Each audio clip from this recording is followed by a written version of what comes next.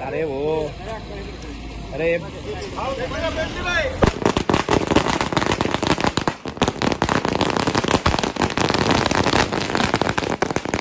आज पक्षाने परत तिसऱ्यांदा खासदारकीचे उमेदवार मला जाहीर केलेली आहे। त्याच्याबद्दल आदरणीय मोदी साहेब असतील, अमित शहाजी असतील, त्याच्यानंतर नड्डाजी असतील, आमचे नेते आदरणीय देवेंद्रजी असतील, बावनकुळे साहेब असतील, गिरीश भाऊ असतील, याचे मी खूप खूप मनापासून आभार मानते की यांनी माझ्यावर विश्वास ठेवून परत तिसऱ्यांदा मला संधी दिली।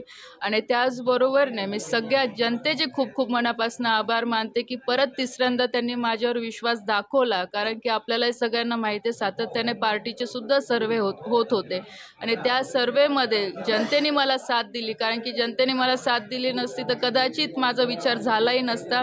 पण आज जनतेचे पण खूप खूप मनापासून आभार मानते। नक्कीच जो विश्वास पार्टीच्या लोकांनी माझ्यावर दाखवलेला आहे तर भारतीय जनता पार्टी संघटनेसाठी आणि जनतेसाठी तिसऱ्यांदा परत अजून काय चांगली सेवा मला लोकांसाठी करता येईल तर ते माझे प्रयत्न राहतीलच।